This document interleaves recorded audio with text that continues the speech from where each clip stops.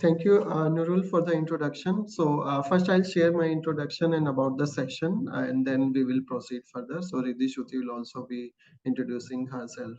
So my name is Munish Kumar, and I am the founder of EHS Guru Sustainable Solutions Private Limited, based out of India. So just for a quick information about myself, I am basically an EHS professional and doing a lot of EHS related projects in different categories and different sector of companies, and ergonomics is one of them. And as the company Ergo Tatva is a specialized brand name which we have created for ergonomic related services. For today's objective, we will be focusing on our session on the office workplace ergonomics, and Riddhi Shruti will be supporting me. So by qualification, I am Masters in Environmental Science. I am postgraduate PG Diploma in Industrial Safety from Regional Labour Institute, that is from Ministry of Labour in India. And then some qualifications related to occupational health and safety, disaster management, and environmental laws. So over to Riddhi Shruti for the introduction part, and then we will proceed further with the session. Thank you. Hello everyone, I am Ridhishruti Saikya, and I have 6 years of research experience in ergonomics, and I've conducted several ergonomics trainings and ergonomics assessments in different sectors. And currently, I am working as a consultant. Ergonomics and human factor in Ergo Tattva, which is a division under EHS Guru Sustainable Solutions Private Limited. And by education, I did my bachelor's in community science and master's in community science as well, then in specialization in ergonomics. And also, I am now pursuing my PhD in ergonomics as well. Thank you so much. Thank you, Riddhi Shruti. So let's start the session. So Okay. we will be looking out for the chat box also if there are any questions. So Riddhi Shruti will Okay. support me in taking up those questions in between. And this session is going to be focused on office workplace ergonomics. So why we are talking about ergonomics? Because there are a lot of challenges in the workplaces in terms of occupational health. We will talk about musculoskeletal disorders. Then there are different workplace setup conditions which can become good in terms of integrating various ergonomic practices, and then how to assess the ergonomic risk. There are various methodologies which are being used. We will talk about those methodologies, what kind of assessments are being done, and how these assessments can be beneficial not only for workplace productivity but overall output in terms of balance between work and life can be achieved if we apply the entire cycle of this workplace ergonomics practices in our offices. So if we talk about some numbers, there are approximately 1.71 billion people who are getting affected from various musculoskeletal disorders in many countries. And these conditions are leading cause of disability worldwide. And this is as per the data from World Health Organization on various researches which has been done. And this is being collected from 160 different countries. So if we go into details of how our workplaces are getting affected because of work-related injuries, so there are many options. Like it could be accidents. Accident means the physical injuries. Okay, so there can be tumors, there can be some heart-related diseases, and musculoskeletal disorder is also one of them. And then mental health disorders. And you will be surprised to know that out of all these options, can you guess which is the highest in number? Which is the most prevailing work-related injuries at our workplaces across the world? So it is no doubt musculoskeletal disorders are the highest in number in 40%. And this is also a very significant update in terms of how we should be more focusing on the musculoskeletal disorders. And the ergonomic is a solution to implement in our workplace. So first, let's understand the risk factors that are leading to the development of various MSDs. MSDs is the short form of musculoskeletal disorders. The first example is excessive workforce, or if we can take up some examples in the manufacturing industries, where the lifting of heavy objects or manual shifting or manual handling activities are being taken up. So this can be one of the risk factors for development of various types of musculoskeletal disorders. It can be pulling heavy loads, manual pouring of material from one container to other container. So there are a lot of such manual activities are being happening in the manufacturing industries. Second, such risk factor could be performing the same or similar task repetitively. So in a manufacturing unit, sometimes at an assembly line, there are very repetitive movement which pressurize a certain body parts and creates these musculoskeletal disorders. And not only in the manufacturing industries, but at office workplace also, if we are continuously sitting, that is also a kind of repetitive task movement which is happening. So that is also affecting our musculoskeletal system, and then these kinds of diseases are being triggered because of the long sitting in the workplace. So working in awkward posture is another such factor. Or if we do the same posture for long period of time, then also it leads to various disorders. It could be the strain in the neck, or it could be the spinal uh, pains or back pain, lower back pain. So there are various such indications which we can observe in different types of workplaces. Sometimes even in the wristband or twisting of torso while lifting. So there are many such examples where we see different types of disorders. So how these musculoskeletal disorders can be controlled, and I hope many of you must have witnessed such neck pain, back pain, sometimes pain in the wrist. So these pains are the very small indicator of such musculoskeletal disorders are going to either incept in the body, or it is going to affect you in a longer term. So it is developed on a longer duration. So exposure to ergonomic risk factor increases the likelihood that you will experience discomfort, and this will indirectly affect the productivity at workplace also, and all the balance will get disturbed.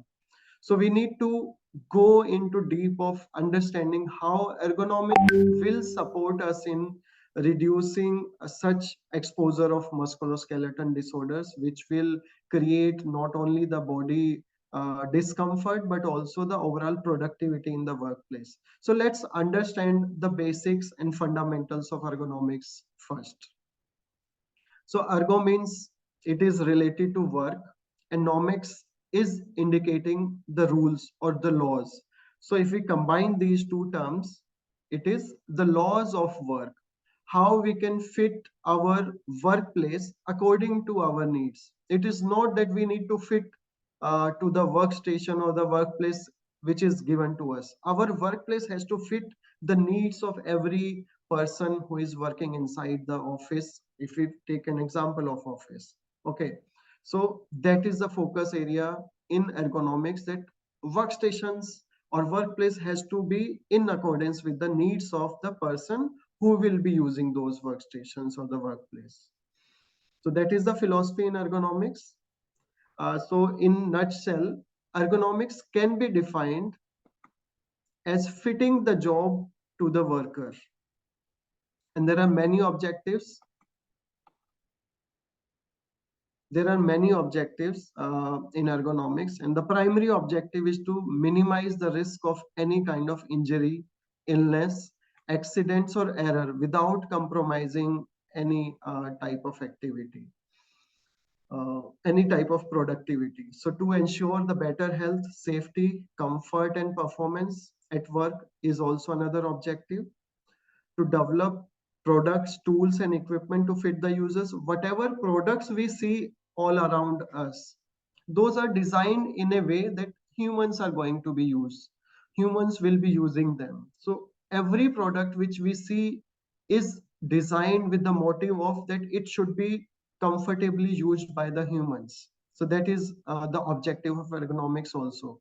It improves the work-life balance uh, by reducing various types of stress and discomfort at the workplace situation. So overall, ergonomic focus is to improve the productivity by enhancing the comfort level, by customizing the workplace or workstations according to the needs of the person who will be using those.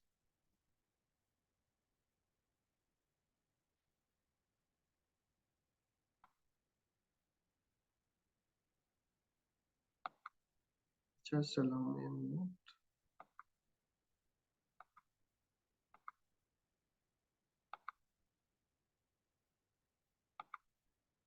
Yes. So the main ergonomic risk factor in the office includes, and now we will be focusing on the office workplace. So repetitions. So you might feel that there are many body movements which carried over repeatedly again and again in the office workplace. For example, working continuously on a laptop or a desktop for more than 2 hours, 3 hours. That is an example of repetition. Awkward postures, body positions which deviate from the neutral, such as twisting your neck to view your monitor or reaching to your mouse. These are very simple examples. Whatever posture is affecting you or avoiding you to be in your neutral position will be considered as the awkward posture. There can be static forces like maintaining a position for a prolonged period of time, for example, prolonged sitting, viewing the monitor with a bent neck, for example, this kind of posture, or this kind of posture. So there are different body shapes where we tend to take up during our continuous working in the office. So all these are the ergonomic risk factors in the office settings. So another factor could be display screen equipment or DSC assessments. For example, we use laptops, desktops, or any other type of screen, TV screens, which is so these monitors or the display screen equipment are being considered because they affect our eyes. Eye strains are happening because of these. So normally these types of equipment are covered under a single category, either VDU, visual display unit, or display screen equipment. So there are many type of such devices which have the plasma display screen, desktop computers, tablets, smartphones, television screens, or video monitors. So all of these are considered under display screen equipment, and there are specialized assessments in ergonomics just to identify the factors which are coming from the VDUs or display screen equipments. So normally incorrect use of DSC and inadequately designed work environment increase the risk of physical and mental conditions because of the light conditions or because of some radiations which are released from these equipment. So there are specialized tools for the ergonomic assessments because it can lead to headache, eyes discomfort, fatigue for continuous usage of these machines or the laptop and desktops. So conducting workstation risk assessment is another factor which can reduce or which can identify the risk related to these equipment. So Ridhishuti, would you like to add to this particular area? Yes. So there are various methodologies in ergonomics, but here we have, sir, can you move to the next slide? Lighting. Okay. Hmm. Yeah. We have if we talk about the methodologies in ergonomics, there are several methodologies for ergonomic assessment, but but these are few of the methodologies which can be used in office space. Otherwise, in methodologies in ergonomics can be based on the workplace and the type of task the employees or workers they performed in a particular workplace. So here are the few methodologies. First is ROSA, which stands for Rapid Office Strain Assessment, and it is a diagram based checklist that was developed to quantify quickly the exposure of the employees to risk factors in a computer based setup. And the risk factors incorporated into this tool are organized into several subsections like chair, monitor, telephone, mouse, and keyboard as well. And and next is DSE assessment, which is display screen equipment assessment checklist. So this is a checklist. A list of risk factors is mentioned in the checklist, where we with yes or no tick boxes, and this includes the keyboards, mouse, and trackballs, and display screens, softwares, furniture, and also work environment. And this checklist is based on is developed with the help of the Health and Safety Regulation 1992, which can be used in every office workplace to identify the risk factors in a particular workstation.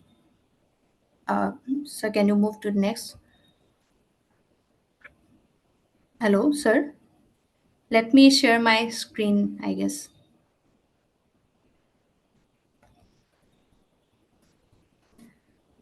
Hello, Munish sir. Hello. Okay. Just give me a moment. I'm sharing my screen.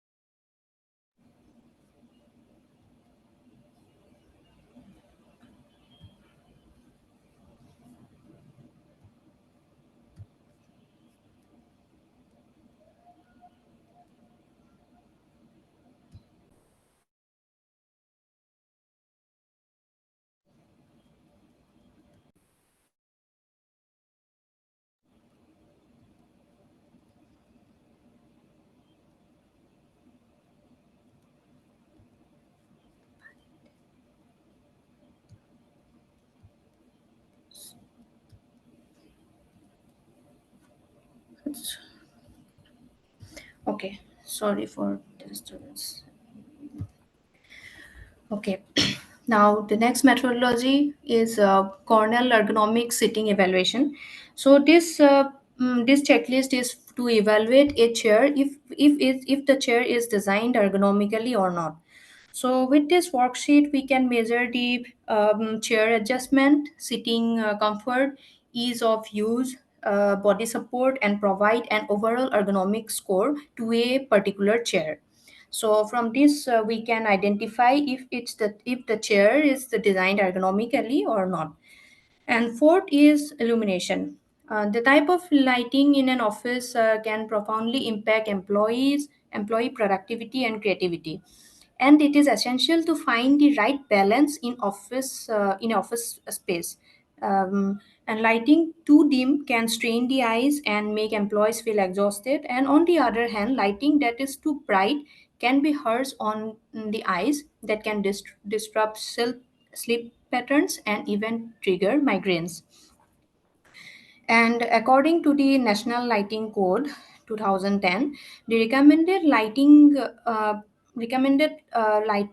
lux level in a office space is between 300 to 500 lux. And we can measure the lux level by using a lux meter as shown in this picture. So these are some few methodologies that can be used in office space, and along with these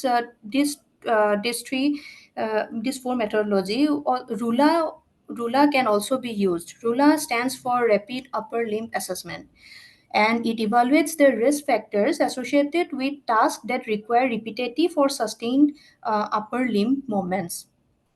It quantifies a person's posture, into a risk level.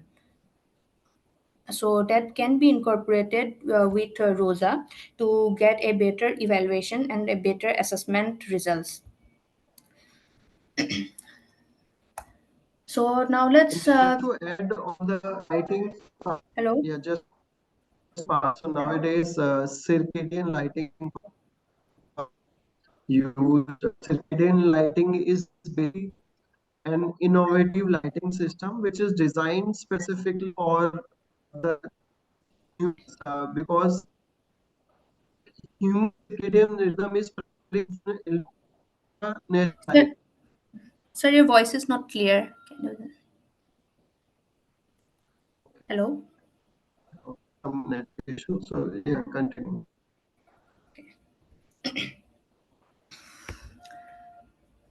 So let's discuss about how we can set up a workplace, means to adopt a good posture while using a display screen equipment. First is to the top of the screen level. Top of the screen should be at our eye level, and it should be an arm length away from us. And number two is to that we should relax our shoulders and try to position ourselves high enough so that we don't need to shrug our shoulders. And the keyboard should be just below the elbow height, and the seat height equally supports front and back of the thighs. Or if not, cushions can be used to raise the seated position. And and also the chair must have a lumbar support to support the back lower back portion of the body. And there should be a gap of 2 to 3 centimeter between front of seat button and back of the knees.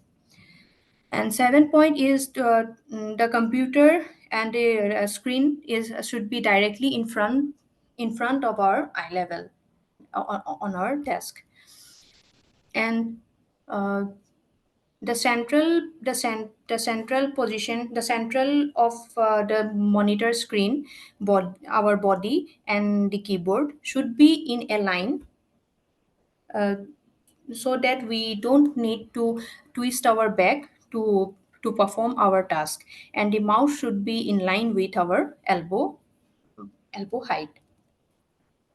So there are few three work zones which we need to focus on. First is two-handed zone. The area marked with red color is for two-handed zone, where where for carrying out the actual work process, or where both hands are used to work. For example, typing in a keyboard.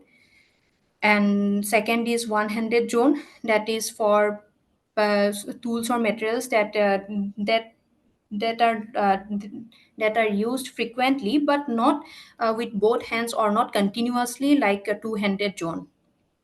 And third is extended one-handed zone, where we use rarely used tools and materials such as a telephone, or or maybe a file holder, just like that.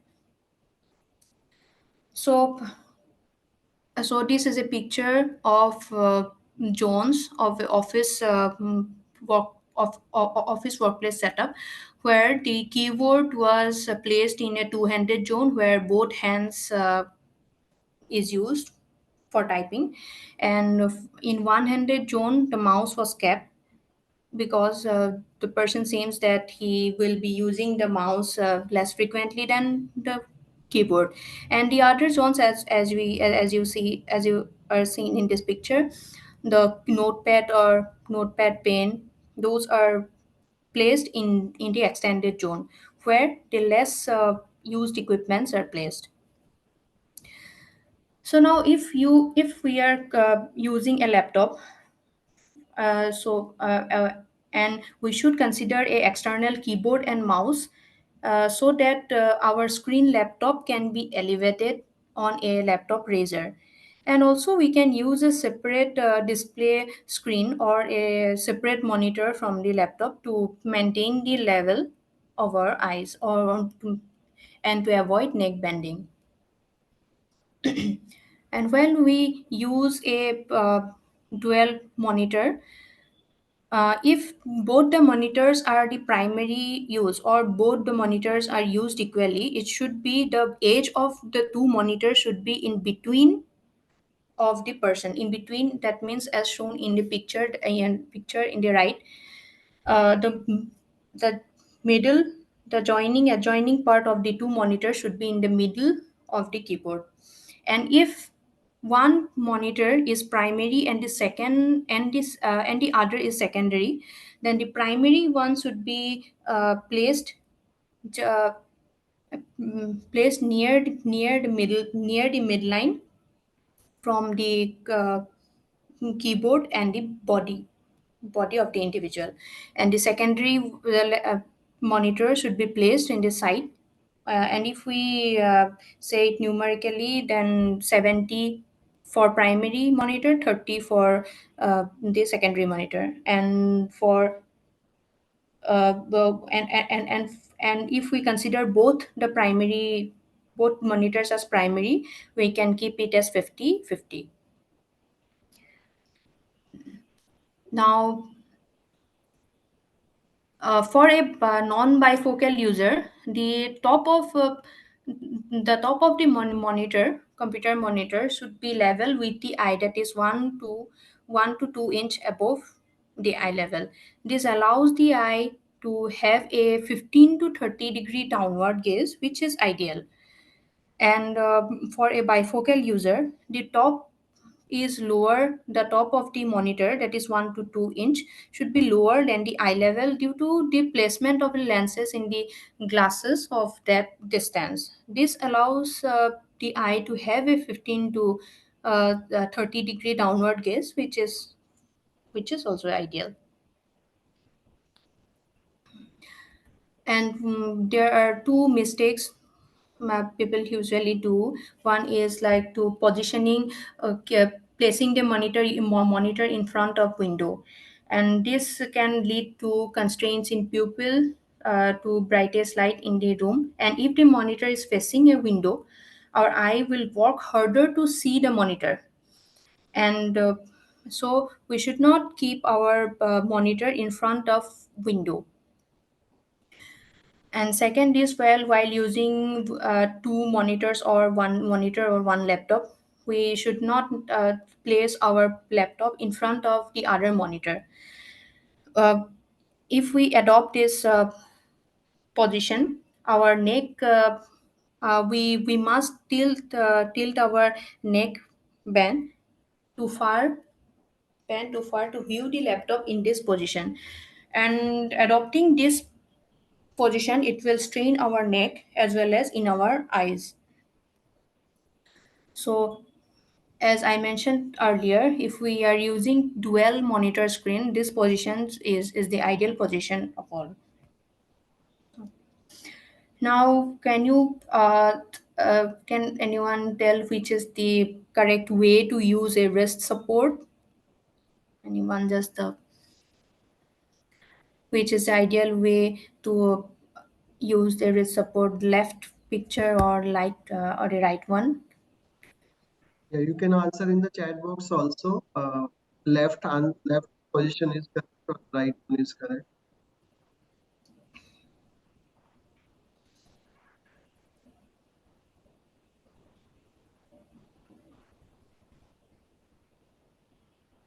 Majority is responding right side. Right one.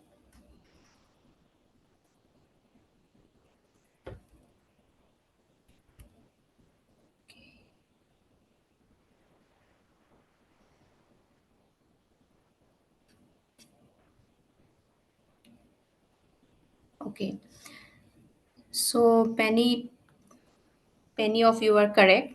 The right one is the correct answer, because in the in the left one, first I will discuss this. The wrist, since the term use wrist support, but we should not press our wrist in this support, in this position. We have we use we should use the wrist support by using our palm. and keep our wrist free from the pressure.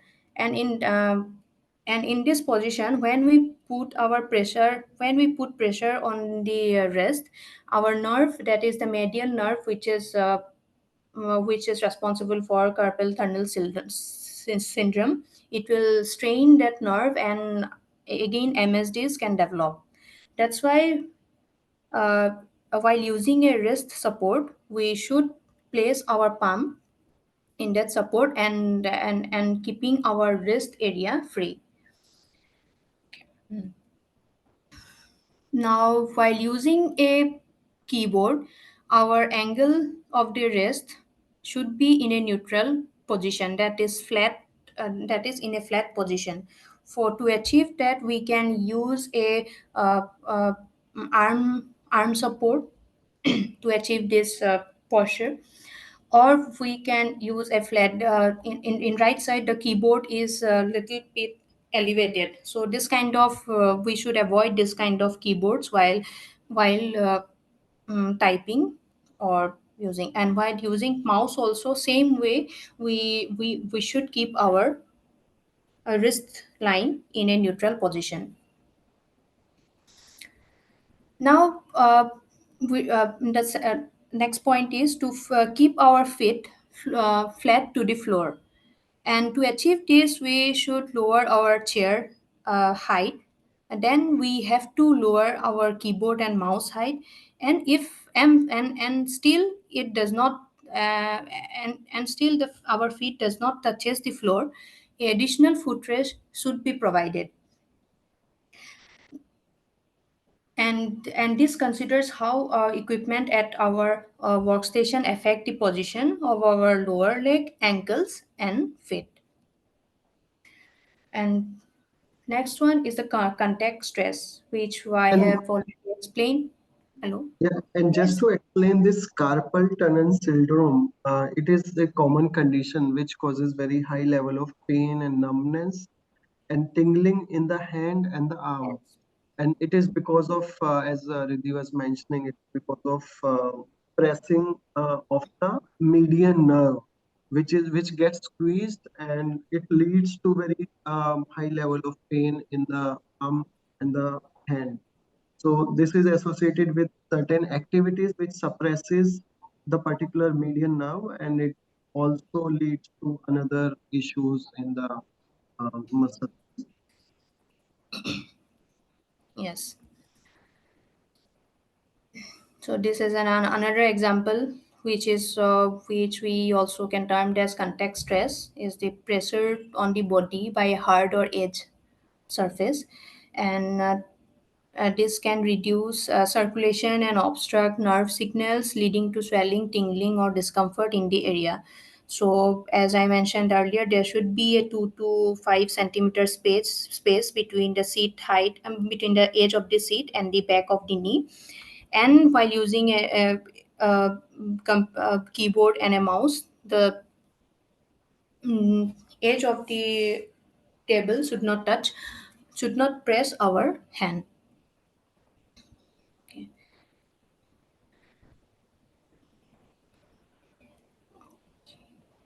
So, uh, while by providing only ergonomically equipped furnitures, or adopting good postures for whole day while working is not enough. We should alternate between standing and sitting posture, because standing and sitting promotes an active work style, and it will help to improve our concentration level, and also to focus on our work in a better way. And but to achieve a standing posture, there we should follow some these few steps. So first, the neck, head, and shoulder should be in a neutral position to avoid strain on neck and shoulder muscle.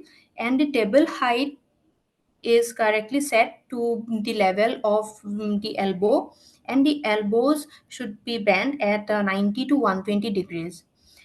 And knees, hip, spine, shoulder, and ears should fall in a straight vertical line as shown in this picture to maintain a neutral position. And our feet should be flat to the floor, and weight on the both feet should be equal. We should not give a pressure to on one knees like that. And uh, and, and and it is also important to wear a comfortable shoe while standing and walking. It will help to uh, reduce pain or any strain in our feet. So here is this. Here I want to present a small demonstration video to set up a workstation. So let me just play this.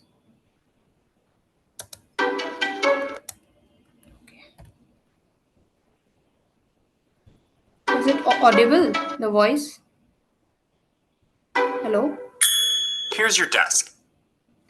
Hello? Yes, Is this? yes, it is audible. Yeah, it Okay, is audible. okay. Okay,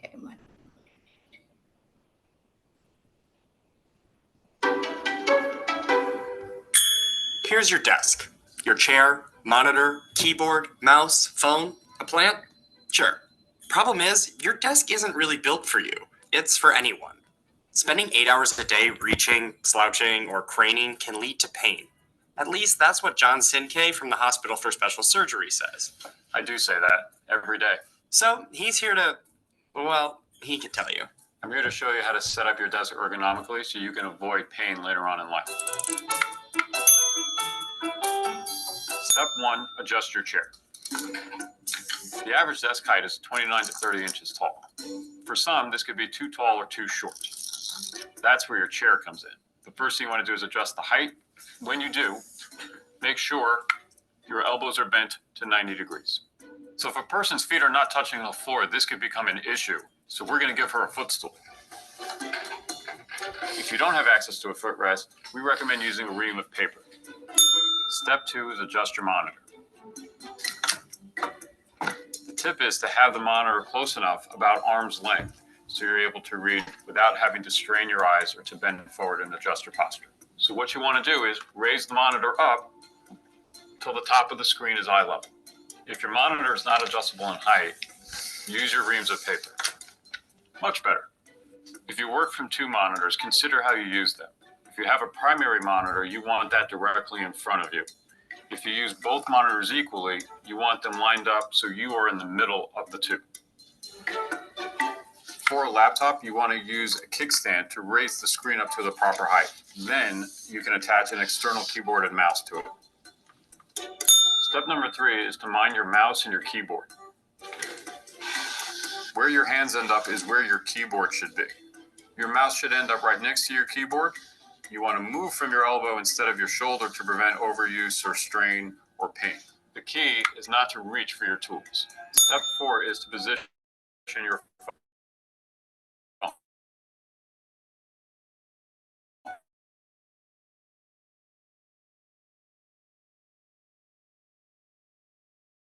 Using a headset.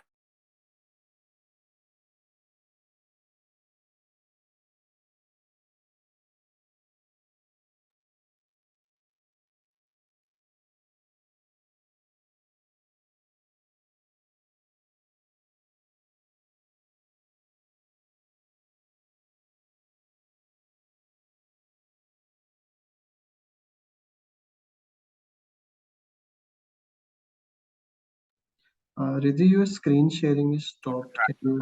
Basically, you're going phone, type on the computer.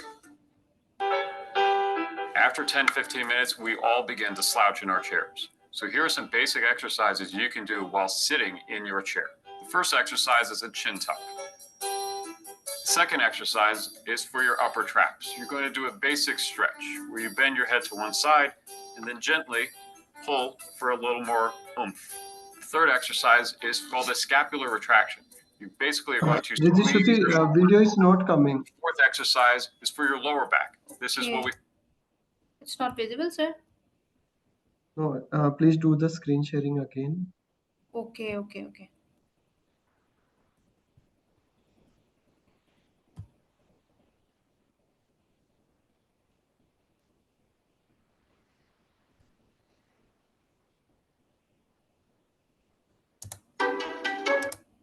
Yeah, not from the starting, from the in between only. You can start. Okay. The and audio is there, right? Audio is there, but it visuals got stopped in between. Okay. You have to cradle it. Mouse should end up right next to your keyboard. For a laptop, you want to use the mouse to it. Your mouse should end up right next to your keyboard. You want to move from your elbow instead of your shoulder to prevent overuse or strain or pain. The key is not to reach for your tools. Step 4 is to position your phone. You want to put the phone on your non-writing side so you don't have to cradle it to your shoulder. This could eventually lead to neck pain. If you're on the phone a good portion of your day, you want to consider using a headset. That way your hands are free to write down anything or to type on the computer. Step 5, move. After 10-15 minutes, we all begin to slouch in our chairs. So here are some basic exercises you can do while sitting in your chair. The first exercise is a chin tuck. The second exercise is for your upper traps. You're going to do a basic stretch where you bend your head to one side and then gently pull for a little more oomph. The third exercise is called a scapular retraction. You basically are going to squeeze your shoulders back. The fourth exercise is for your lower back. This is what we call a pelvic tilt. The most important thing you want to do is get up out of your chair every hour. Get up and walk. Get something to eat. Get something to drink. Just get up. John, are we? So this is all about setting up a workstation. So now talking about the visual strain or eye strain. To prevent a digital visual strain, there is a rule called 20-20-20 rule, which can be which everyone can use in day to day in their working office. And it says that, hello, just give me a moment. Okay.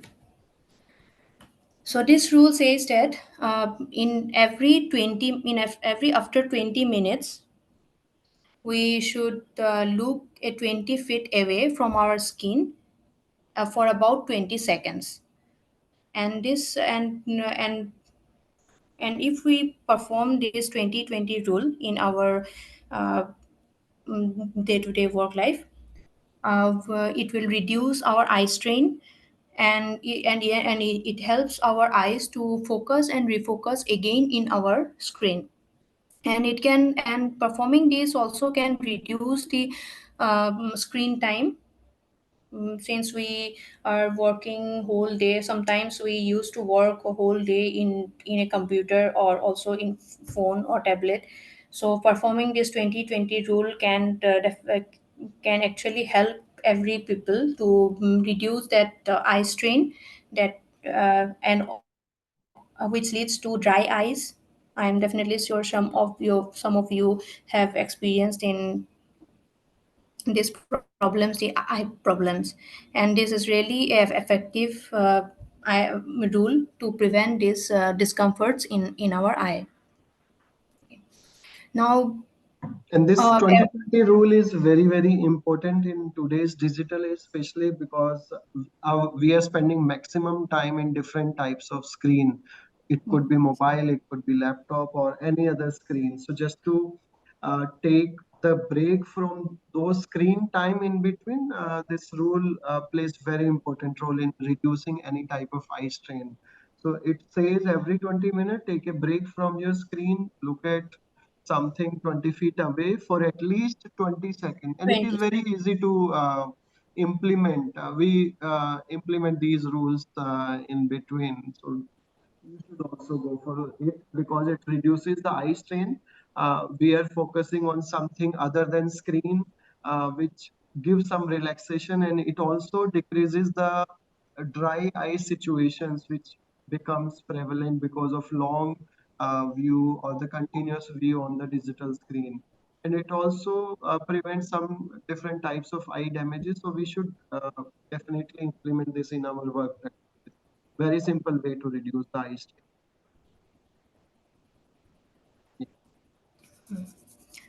Okay.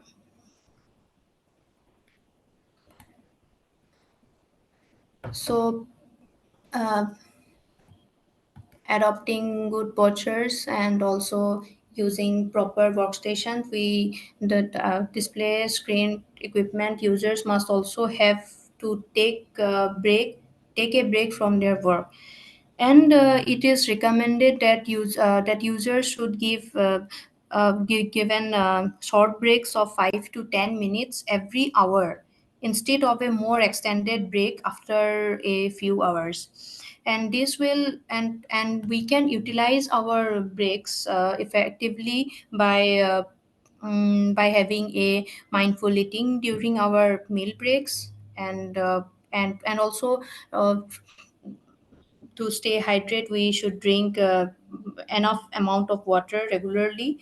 And during this break time we should mm, avoid excessive screen time during this break. And also we can engage in activities that help us relax, such as walking, stretching, deep breathing, or listening to music, which can boost our energy level and help us to concentrate again in our work. And these small breaks can uh, help us to increase our productivity in, in our work. So simply having a ergonomic equipment is not enough, uh, and it is crucial to adjust it to fit individual body type.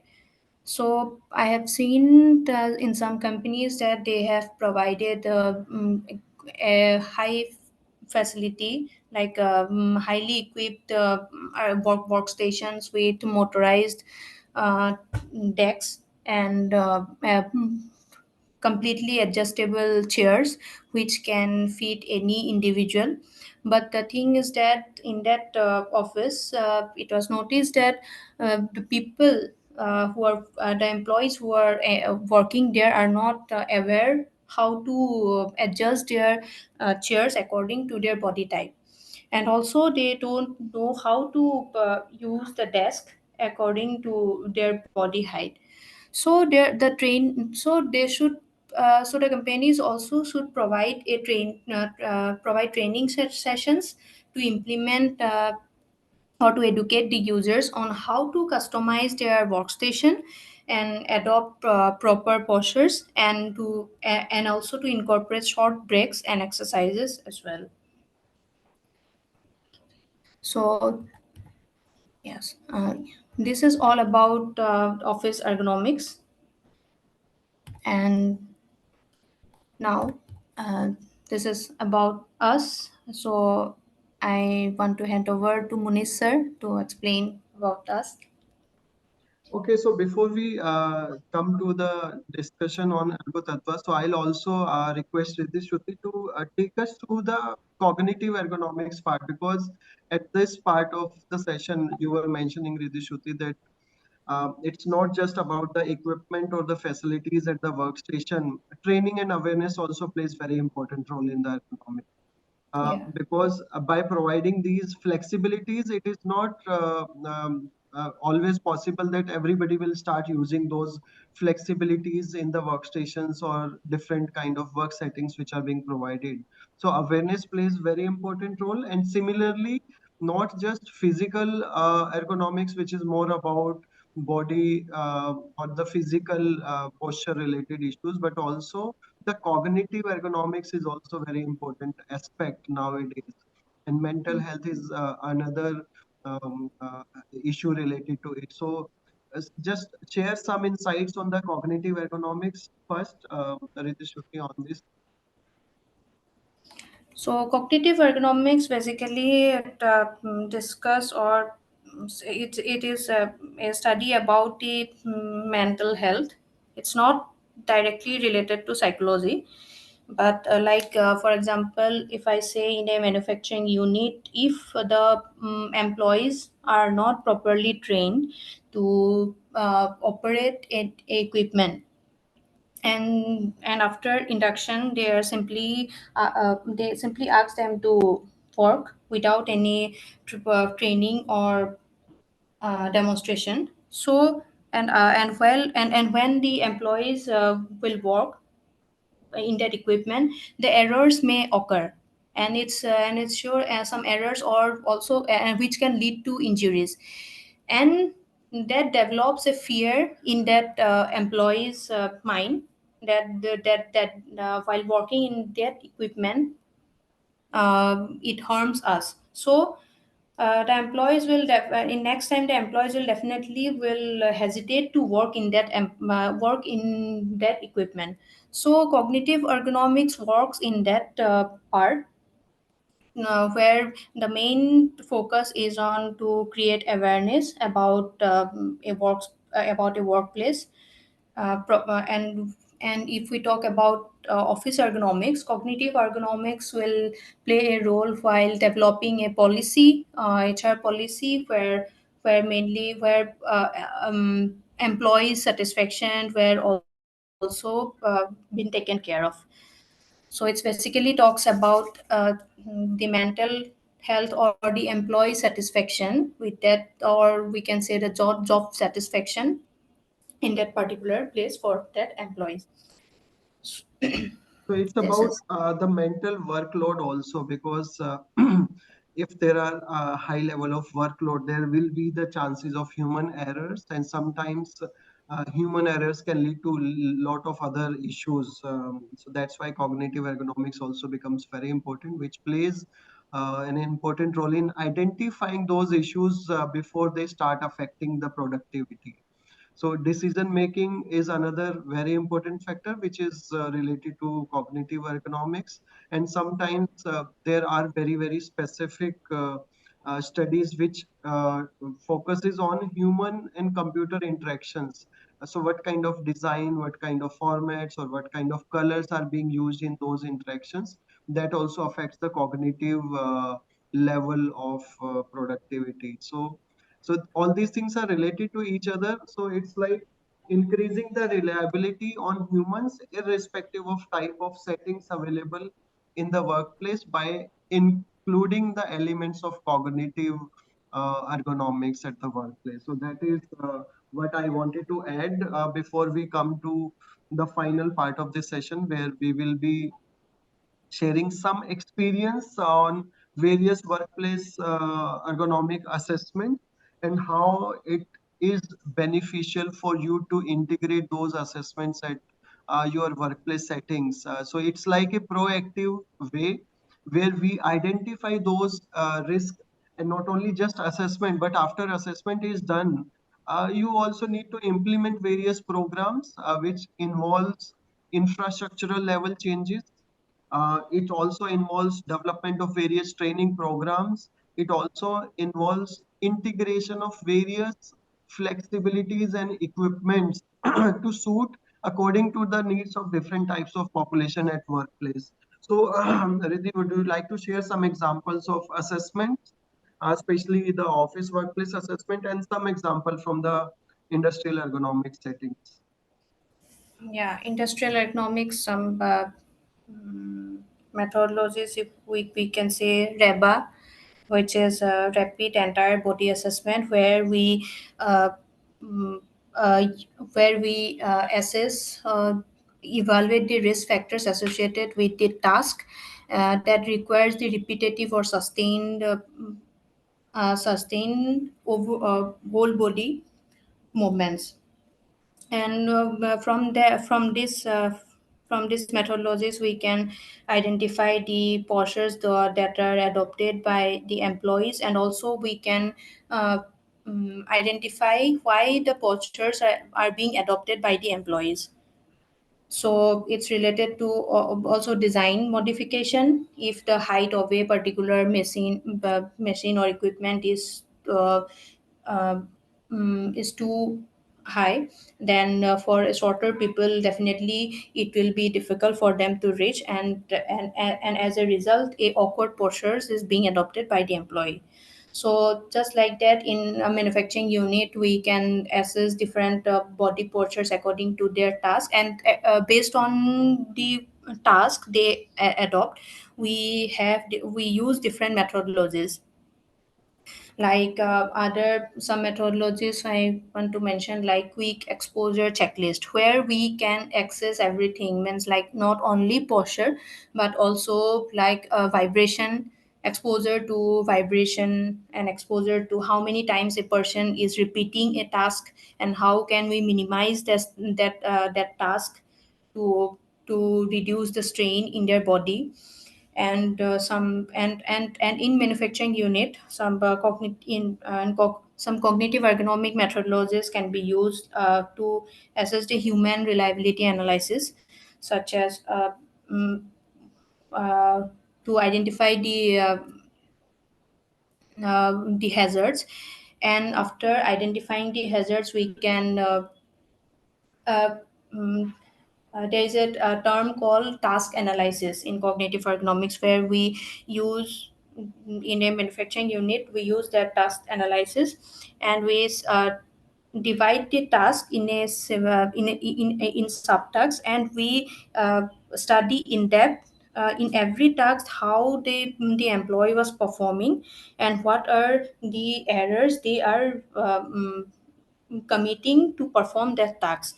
And after identifying that task, the errors, again we do a analysis that why the person is being is doing that error.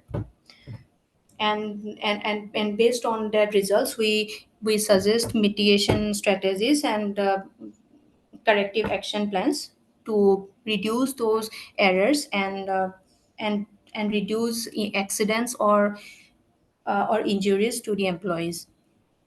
That's all. So Riddhi, can you go to the next slides? Yeah, Last one, sir. yeah, about Argo. Okay.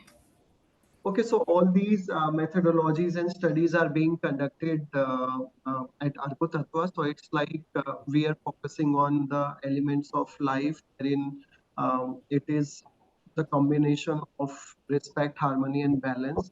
So we have integrated ergonomic elements, and then Tattva is significance of the five elements of life.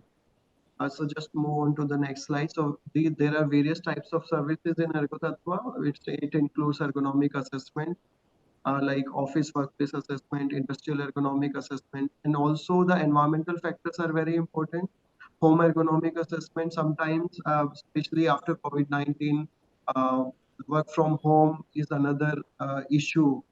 People tend to be more casual, not very conscious about the body postures while they're continuously working on different systems. So that is also another issue, that at home also we need to be very conscious about how we are utilizing the flexibility. So office ergonomics training, industrial ergonomics training, then manual material handling training. So there are various types of awareness program, basic as well as advanced level programs are being introduced in Ergo Tattva. And not only just assessments and training, but also the designing part of ergonomics are being also considered in Ergo Tattva. Policy development, because development of policy management commitments are also very important. Floor talks and various ways to spread awareness about ergonomics are being considered. So there are involvement of physiotherapists, ergonomists, human factor experts. So all of those combination brings out the best in any kind of projects we do from Ergotar. So these were the updates which we wanted to share with all of you. Now we are open for any questions related to whatever we have discussed in the limited times. Okay, so Nukkad, so I have a question on the screen. What is Nukkad Natak? So it is a kind of localized program. So it's an informal way of training the staff or people in a company by creating a script in the form of a it's like cinematic script is created to spread awareness on a particular issue. So Nukkad Natak is a term which is used for in informal way of training the staff about specific aspects in ergonomics. Like street show, for Yeah, example, yeah, yeah, like street show. Mhm. Street play or street show like that. right. So any questions or any addition till now, whatever we have discussed in ergonomics? Yes, so there is a question. So in advantage staff is pregnant, what are the other aspects of ergonomics need to be considered, especially during pregnancy? So Riddhi, would you like to attend this? Yeah, yeah. But the questions, like minute, I'm I've stopped measuring.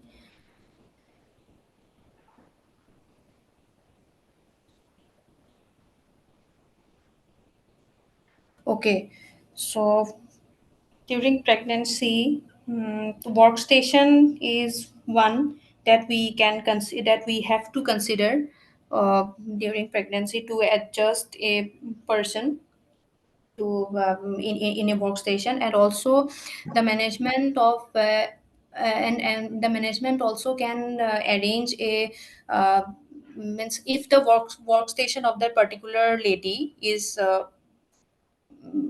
in top floor or like that in above, it should be the management should arrange her workstation in the down floor so that she doesn't need to move to the up to the top floor.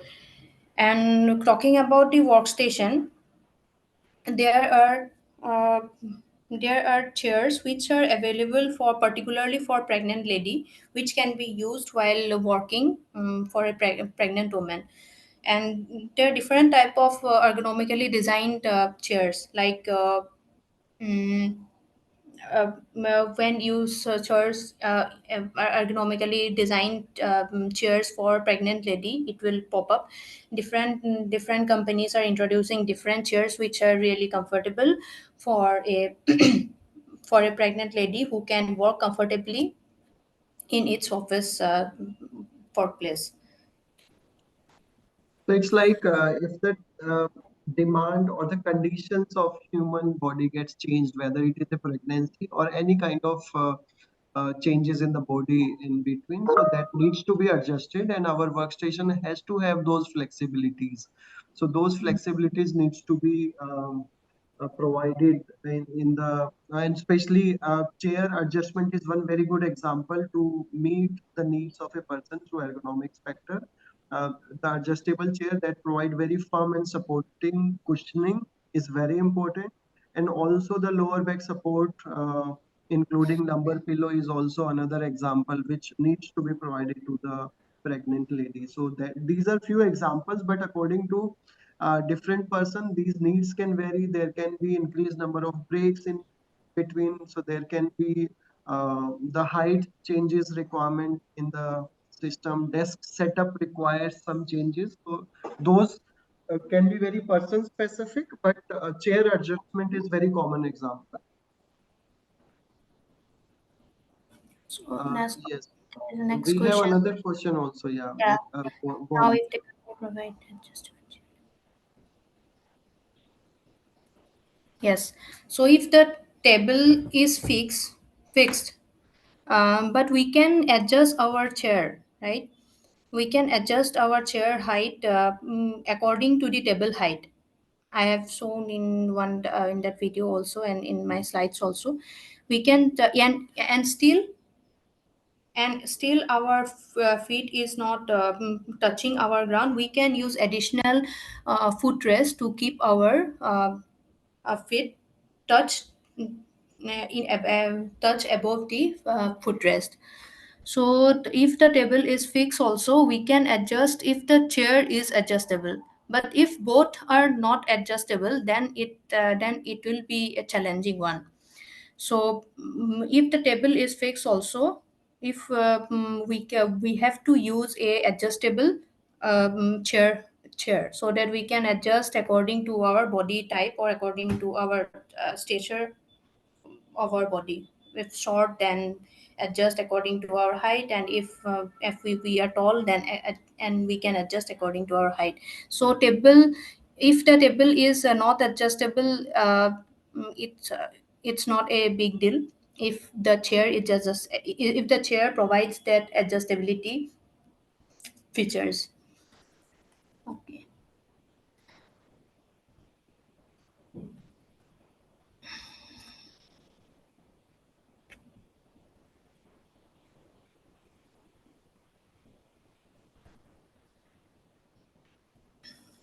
I think we've probably reached the end of the questions for this afternoon session. Okay, so I think rather than keep people any longer, I just want to say a very special thank you to the two speakers who provided very informative session this evening for their time and information, and to say that the slides will be available in a recording on the IOSH YouTube channel in the next couple of weeks if you want to refer to that. Also, there will be a survey which will pop up on your screen directly after closing this session. Please do complete it so we can get some of your feedback, and the branch will get that feedback for their future sessions. Again, thank you, and please do keep a watch out for future sessions that the branch will be running. And thank you very much to the two speakers this evening. Thank you. Thank you so much. Thank you, everyone. Thank you. Thank you, everyone.